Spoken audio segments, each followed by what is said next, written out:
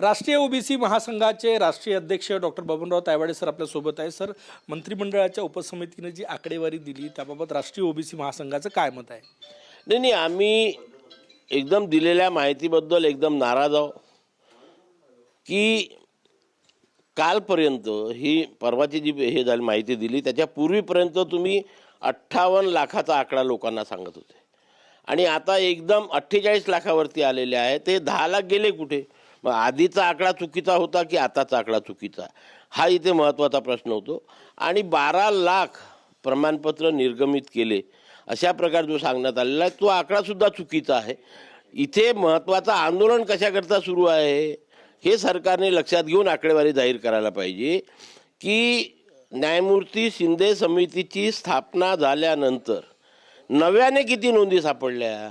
जुन्या ज्या नोंदी आहे स्वातंत्र्यापूर्वीपासूनच्या त्या नोंदी ज्यांच्या आहेत त्यांना प्रमाणपत्र आजोबालाही मिळालं, वडिलालाही मिळालं, पंजोबा पुतण्यालाही मिळालं, नातवालाही मिळालं. ते तुम्ही याच्यामध्ये कसे काय गृहीत धराल? तो आकडा कसा काय लोकांना सांगाल? आणि तो आकडा सांगून तुम्ही ओबीसी समाजाची आणि मराठा समाजाची दिशाभूल करताय. मी वारंवार आपल्या माध्यमातून मागितलेलं आहे की न्यायमूर्ती शिंदे समितीची स्थापना होण्याच्या पूर्वीची काय परिस्थिती होती, न्यायमूर्ती शिंदे समितीची स्थापना झाल्यानंतर 23 ऑक्टोबर 2023 नंतरची काय परिस्थिती आहे, आणि आता हैदराबाद गॅजेटियर लागू करण्यासंदर्भात 2 सप्टेंबर 2025ला जो GR काढला त्या तारखेपासून तर आजपर्यंतची काय परिस्थिती आहे, या 3 तक्त्यामध्ये सरकारने अधिकृत माहिती पब्लिश करावी, प्रकाशित करावी. आणि या ओबीसी समाजाच्या मनामध्ये किंवा मराठा समाजाच्या मनामध्ये जो एक संभ्रम आहे तो संभ्रम दूर करावा. अन्यथा समाजामध्ये एक दुरी निर्माण करण्याचं काम जे होत आहे ते तसंच सुरू राहील, ते बंद होणार नाही, कारण ॲक्च्युअल प्रत्यक्ष माहिती समोर येत नाही. याबाबत तुम्ही मुख्यमंत्री देवेंद्र फडणवीस किंवा ओबीसी मंत्र्यांकडे मागणी करणार आहात? नक्की, यापूर्वीसुद्धा केलेली आहे वारंवार.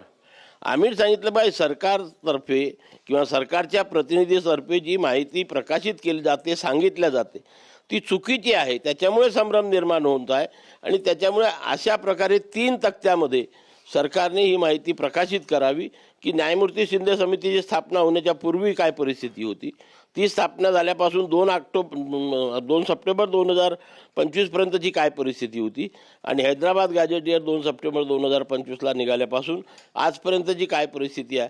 या तक्त्यामध्ये जर माहिती मिळाली तर दोन्ही समाजाच्या मनामध्ये असलेला संभ्रम दूर झाल्याशिवाय राहणार नाही. या बजेटमध्ये ओबीसींना जो निधी दिला त्यावर तुम्ही समाधानी आहात का? मुळीच नाही.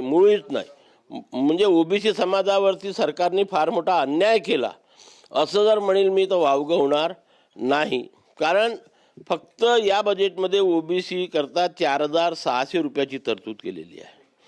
आता सरकारने मागच्या 5-7 वर्षामध्ये ज्या काही योजना ओबीसी समाजासाठी सुरू केल्या, फार चांगल्या योजना सुरू केल्या. मंत्रालय सुरू केलं, महाज्योती सुरू केली, हॉस्टेल सुरू केले, स्वाधार योजना सुरू केल्या, आणखी काही योजना चांगल्या प्रकारे, याच्याबद्दल त्यांचं अभिनंदन. पण ज्या योजना आपण सुरू केल्या त्यांना जेवढ्या निधीची आवश्यकता आहे तेवढा निधी जर मिळणार नसेल तर ओबीसी मंत्रालय असून काय फायदा, महाज्योती असून काय फायदा. आज या सर्व याचा आम्ही जर विचार केला, सखोल अभ्यास केला तर 10,000 कोटीची आवश्यकता आहे. आणि 10,000 कोटीची आवश्यकता असताना फक्त 4,600 कोटी रुपयाची तरतूद म्हणजे 5,400 कोटी रुपयाची तूट त्याच्यामध्ये दाखवलेली आहे. मागच्या वर्षी आता 24-25-26 हे वर्ष संपत आलेलं आहे, परंतु 24-25ची स्कॉलरशिप अजूनपर्यंत पोरांना मिळाली नाही. ओबीसी पोरांच्या सर्व स्कॉलरशिप थकीत आहे. हॉस्टेलमध्ये जे पोरं राहतात त्यांना त्रास आहे. स्वाधार योजनेचे पैसे मिळत नाही आहे. महाज्योतीला निधी नसल्यामुळे योजना बंद करण्याच्या याच्यावरती आलेल्या आहेत.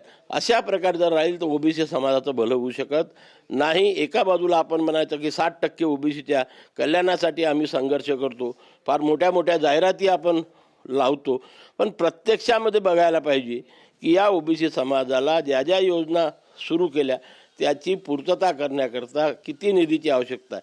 ओबीसी मंत्रालयाकडून आणि महाज्योती या सर्वांचं केलं 10,000 कोटीची मागणी होते पण देत नाही. म्हणून आम्ही त्याच्यावरती नाराज आहोत. शेवटचा प्रश्न, संविधान चौकात ओबीसी मंत्री सावेजी आले होते, आश्वासन दिलं होतं, त्या मागण्या मान्य झाल्या का ओबीसी समाजाकडून? हा प्रश्न तुम्हाला विचारला जातो की तुम्ही आंदोलन जे आहे ते साखळी उपोषण त्या ठिकाणी थांबवलं होतं सरकारच्या आश्वासनानंतर. आता पुन्हा त्यांचं आम्ही 2 महिन्यामध्ये करतो अशा प्रकारचं आश्वासन आलेलं आहे. सरकारने वेळ मागितला आहे, आम्ही दिलेला आहे. नाहीतर पुन्हा एक मोठं आंदोलन या महाराष्ट्रामध्ये त्या मागण्यांकरता आम्ही उभं करणार आहोत. कुठल्या कुठल्या मागण्या होत्या आणि कशा प्रकारचं तसंच तीव्र आंदोलन असेल? तशाच प्रकारचं तीव्र आंदोलन राहील. त्याच्यामध्ये कुठल्याही प्रकारचं हे होणार नाही की हे जे काय आहे की महायुतीला पैसे द्या, ओबीसी मंत्र्याला पैसे द्या. आता 72 हॉस्टेलपैकी फक्त 63-64 हॉस्टेल सुरू झाले. बाकीचे हॉस्टेल सुरू करा. स्वाधार योजनेसाठी लागणारा निधी कमी आहे, तो वाढवा. ह्या सर्व मागण्या घेऊन पुन्हा आम्ही आंदोलन करणार आहोत. खूप खूप धन्यवाद. कॅमेरामॅन सचिन सयामसह गजानन उमाटे, TV9 मराठी, नागपूर.